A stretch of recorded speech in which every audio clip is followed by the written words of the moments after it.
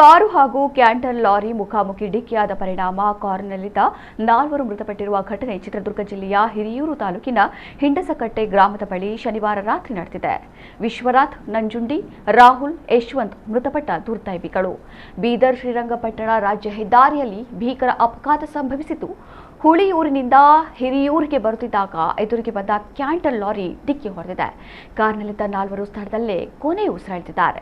ಡಿಕ್ಕಿಯ ತೀವ್ರತೆಗೆ car ಸಂಪೂರ್ಣ ಹಾನಿಗೊಳಗಾಗಿದೆ. ಘಟನಾ ಸ್ಥಳಕ್ಕೆ ಭೇಟಿ ನೀಡಿದ ಹಿರಿಯೂರು ಗ್ರಾಮಾಂತರ ಠಾಣೆ ಸಿಪಿಐ ಆನಂದ ಪರಿಶೀಲನೆ ನಡೆಸಿ ಪ್ರಕರಣ ದಾಖಲಿಸಿಕೊಂಡಿದ್ದಾರೆ.